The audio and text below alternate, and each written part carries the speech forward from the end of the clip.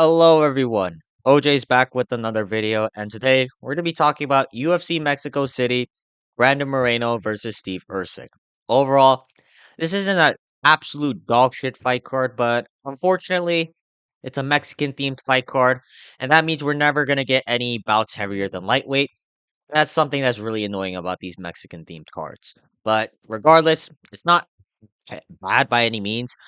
And I'm going to break down every fight on the card, starting with the early prelims, ending with the main event. And without wasting any more time, let's jump straight into the video. Opening up the prelims, we have Austin Hubbard versus Marquel Medeiros. I'm going to go with Austin Hubbard. I just don't think Medeiros has the tools in his game to really take it to Austin Hubbard. In order to beat Hubbard, you either need some thing in your strikes or have a really good submission game because Hubbard is going to press forward with his iron chin the entire fight, and he'll clip you eventually if you don't get him out early in the fight. Medeiros, in his fight with Landon Quinones, hasn't really shown the ability to throw dangerous strikes or the ability to submit people. If anything, I thought Quinones should have won rounds 1 and 2, and I thought that Medeiros got lucky that the judges scored the fight in his favor. Plus, Medeiros is filling in as a short nose replacement, and a guy like I guess a guy like Hubbard, who really gets the ball rolling once the later rounds hit, I don't see how Medeiros is supposed to win this fight. I see Medeiros walk down, and Hubbard will start breaking him as the fight progresses. I'll say that Hubbard will win via decision. Up the card, we have Jamal Emmers versus Gabriel Miranda. I'm gonna go with Jamal Emmers on this one. Neither guy is really good by any means, but I believe that Emmers is a lot more testing than Gabriel Miranda. Miranda got highlight reel clipped by Morgan Charrier not that long ago, and we're starting to see that Charrier isn't as good as most people thought he would be. If I had to pick one guy to get a finish in this fight, it will probably be Jamal Emmers because Gabriel Miranda should not be in the UFC in the first place. His only wins are against Shane Young, who is probably cut from the UFC, and other than that, Miranda has been used as a stepping stone for any decent UFC level fighter. I'm not saying Jamal Emmers is good by any means, but he's at least getting consistent wins in the UFC. Meanwhile, Miranda isn't. So I'm going to go with Jamal Emmers to probably get this done over the course of 3 rounds, but I wouldn't be surprised if he's able to knock out Gabriel Miranda during this fight. Moving up the card, we have Rafa Garcia versus Vince Pichel. I'm going to go with Rafa Garcia. How Vince Pichel is still in the UFC in 2025 still amazes me. He's 42 years old and he's coming off 2 losses in a row to middle of the pack level competition. Now I know Rafa Garcia is coming off that brutal loss to Grant Dawson, but Dawson is really good. And other than that, Rafa Garcia hasn't really got dominated by anyone. His fight with Mahashate was fucking insane. Both guys went to war, bloodying each other up, but I think the majority of the damage was caused by Garcia. I don't see Pichel being able to withstand that kind of punishment at 42 years old.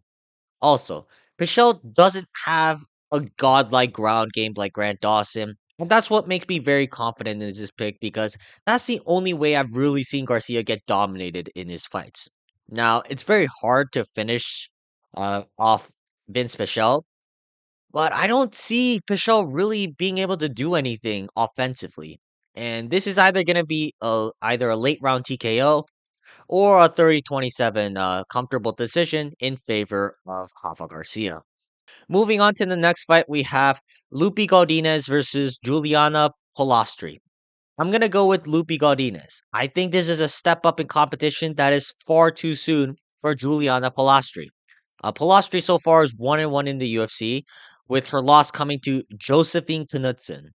I know this is kind of a red flag considering how poorly Knudsen performed in their last fight. Now, Polastri is fighting someone even better than Knudsen in Lupi Godinez. Godinez's striking isn't as clean as Knudsen, but I feel that there's a world difference in terms of grappling. I think this is where we see Godinez get the job done. I know Godinez is coming off a loss to Mackenzie Dern, but again, she didn't look bad against Mackenzie Dern. And if anything, I was surprised to see that Dern massively improved her striking, and you could still argue that fight going to Lupi Godinez. It could be very close, but I just think Godinez will edge this out with her experience and her versatility on the ground. I doubt there will be a submission because typically Godinez fights go to a decision. So I'll say Godinez wins this fight 29-28 via decision. We're going to move on to Malik Costa versus Christian Rodriguez. This is a sleeper fight on the card, and I'm actually excited to watch this fight. And with that being said, I'm going to go with Christian Rodriguez. I don't see Malik Costa being able to implement his jiu-jitsu in this matchup, and that's his best asset. C-Rod has got some of the best anti-grappling I've ever seen outside of the featherweight rankings, and he was able to keep it standing against the guy likes of Isaac Bulgarian, Austin Bashi, and Raul Rosas Jr., who's later up on this card. These guys are very good MMA grapplers that have little to no success when it comes to taking down C-Rod. I know Costa has very good jiu-jitsu, but how is he going to get the fight to the ground in the first place to implement it? This fight will primarily be a striking battle, and I see C-Rod being able to find holes in Costa's striking defense in the later rounds. Costa isn't terrible on the feet, but I can definitely see him getting exposed, especially in the boxing department, because he just primarily likes to throw kicks on the outside. I don't think C-Rod's necessarily going to get a finish, but in by the later rounds, you can definitely tell that C-Rod is going to win this fight. And I suspect that C-Rod will get the job done, either 29-28 or 30-27 decision. Moving on to Ateba Guartier versus Jose Medina. I don't know who Ateba Guatier is, but the only reason I will pick Guatier to win this fight is because I will never pick Jose Medina to win a UFC fight, ever. Jose Medina is basically a fat Latino with a granite chin, weirdly tough body, and zero athleticism. It actually amazes me that he was somehow able to enter the UFC because, like, just watch his fight with Zachary Reeves, and you'll realize how dog shit Medina truly is. I will say this though, Medina is basically unfinishable, so if I had to pick a method of victory for Gautier, it would most likely be a decision. But again, Medina shouldn't even be in the UFC, and that is why Gautier should get this fight done via decision. Now, moving up the card, we have Edgar Shirez versus CJ Vergara. I'm gonna go with Edgar Shirez. No offense to CJ Vergara, I think this is sink or swim for him at this point because he's lost to so many fighters up until this point. Armbarred by Tatsuro Taira, pinned in the first round by Ramazan Tamirov, dominated on the ground by Asula Mabayev. I don't think these are necessarily bad losses, but how many times is CJ Vergara gonna lose before the UFC decide to pull the plug? And as for Edgar Shirez, yes, he's also had a career where he's lost to top ranked flyweights only. But the difference is, Shirez makes it very close. He was really close to fraud checking Tatsuro Taira, defending a majority of the takedowns while using his jab effectively against him throughout the fight. He was also very close to putting away Joshua Van in the first round before Van decided to go beast mode in rounds 2 and 3 and edged out a 29-28 decision. I just see a future where Edgar Shirez could potentially find himself in the top 15 of the division one day because his boxing's pretty good and his jiu-jitsu is solid. But on the other hand, CJ Vergara has been finished way too many times for me to see potentially see him stay in the UFC that much longer. I can see Shirez latch up a submission here once CJ Vergara panic shoots in for a takedown, or I could see CJ Vergara running away as Shirez pressures him up against the fence with boxing combinations and eventually clip CJ Vergara with a shot that Vergara doesn't see coming. It's tough for me to call exactly how Shirez is supposed to win this fight, but I am confident that Shirez will get the job done in this fight.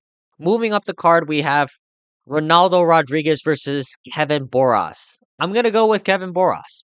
Now I know that the UFC want Rodriguez to win this fight, but is it crazy to say that I don't believe Ronaldo Rodriguez is all that good? Rodriguez barely squeaked by Ode Osborne coming off 3 consecutive losses, and Ode Osborne definitely could have won that fight.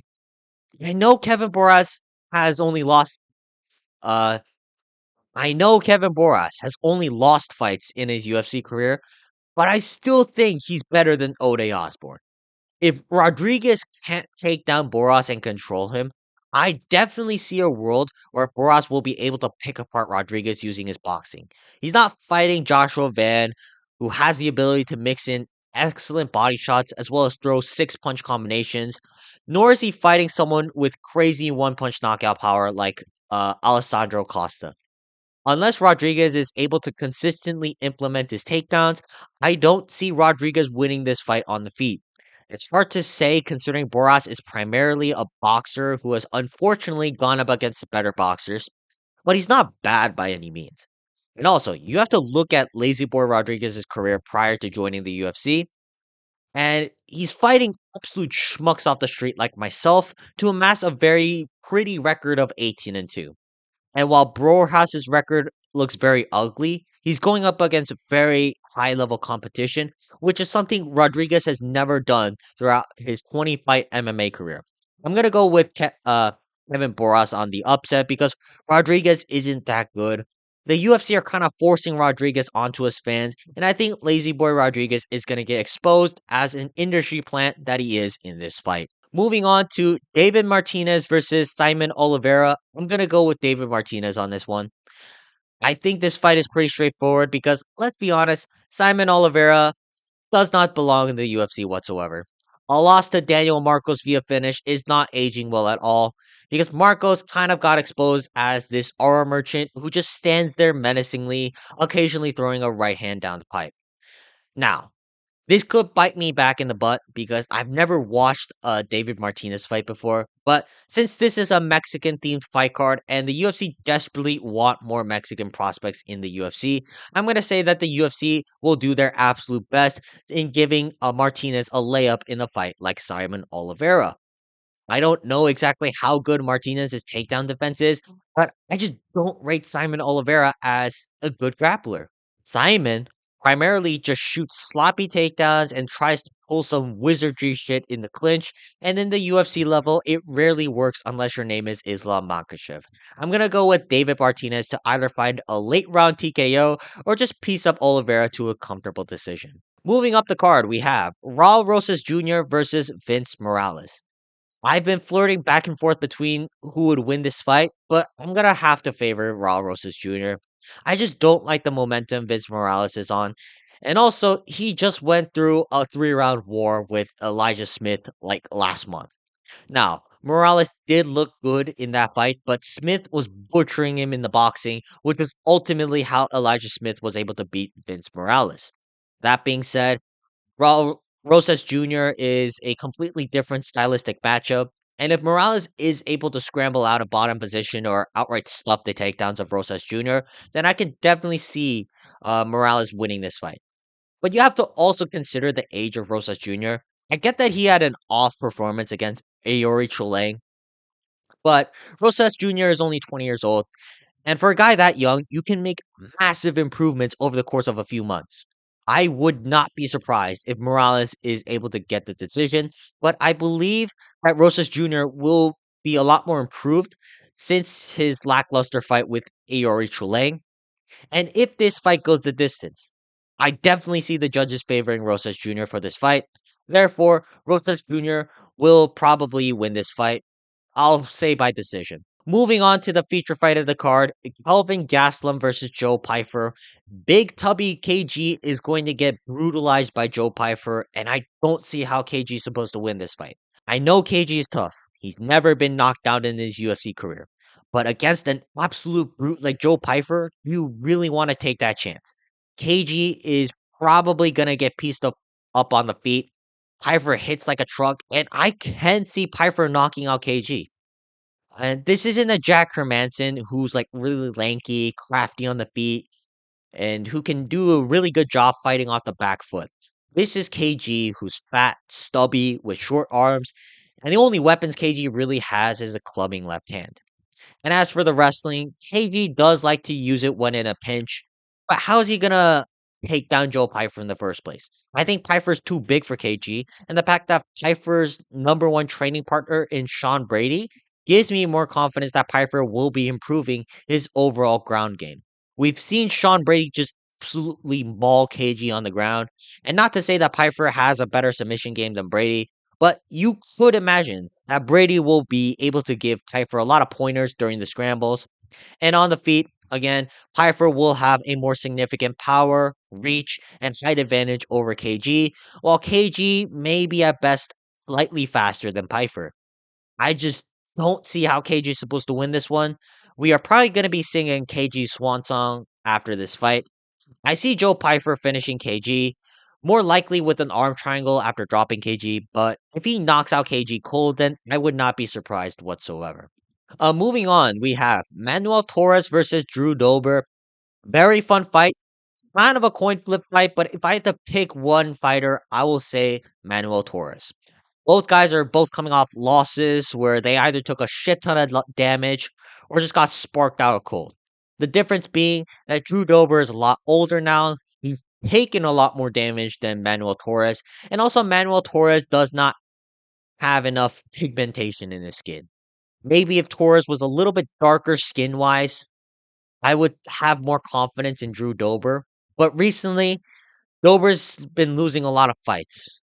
He lost to Renato Moicano, which was a close fight, but he just got out scrambled on the ground. Kind of, I guess, out controlled. He then lost to Jean Silva, where he got butchered on the feet by Jean Silva. And before these two fights, he got knocked out by Macrovola in the first round. Meanwhile, Manuel Torres is coming off a brutal knockout loss to Ignacio Bahamondes. Bahamondes is on a crazy win streak right now, and I don't see Dober being able to do what Bahamondes did, which was time crispy right hand counters off the back foot like Sean O'Malley. Drew Dober primarily likes to press forward with his Chad like iron chin, looking to beat you up inside the pocket. I don't see that working against a guy like Manuel Torres, who will just charge at you like a wild bull. And also something to consider, if this fight is close, who do you think the judges are going to give this fight to on the Mexican themed fight card? Manuel Torres, the Mexican, or Drew Dober, the white American? A lot of factors are going against Drew Dober. I'm not sure how Torres will get the job done, but I'm going to say that Manuel Torres will win this fight. And finally, we're going to the main event, Brandon Moreno versus Steve Erceg. It's tough because I'm a huge Steve Erceg fan, but I'm gonna have to pick Brandon Moreno to win this fight. I thought Erceg was the truth, but after that first round knockout loss to Kai Car France, who's been out for quite some time, I can't really see how he beats a guy who's better than KKF in Brandon Moreno. And I know that styles make fights, and I don't see Moreno necessarily being able to knock out Erceg in the first round, like what Kai Car France did, but I believe Moreno has more options to win the fight. I believe Erceg's technique is better, and I can definitely see Erceg doing a lot better against a guy like Brandon Royval, who primarily relies on volume to win his fights. But I don't see any finishing potential from Erceg, which is what you need in order to beat a guy like Moreno. Whereas Moreno, he has a lot more options to win this fight. He can knock out Erceg. He could submit Erceg. I doubt it, but he could. Or he could go to a decision. The only way Steve Erceg can win this fight is if he distance manages for at least like 3 out of the 5 rounds. Am I really gonna trust Steve Erceg to do that after coming off a brutal KO loss? Like that is the only way I can see Steve Erceg winning this fight. It's a very hard game plan to implement on against a guy as good as Brendan Moreno. I can see this fight going to the distance. And it could be close, but I'm going to go with Brandon Moreno just having the better moments of every round and scraping by either a 48-47 decision or a 49-46 decision. And even if Erceg should win this one on the scorecards, again, we are in Mexico City featuring Mexican fighters. The judges will probably pull some fuck shit, and this is why I'm going to go with Brandon Moreno to win the main event. All right, this is where I'm going to end for today's video. I was going to post a video about the Cain Velasquez situation, but I was in the middle of working on this prediction video, so I'll have the video on Cain Velasquez as soon as possible. But other than that, make sure to like and subscribe, and I will see you guys next time. Peace.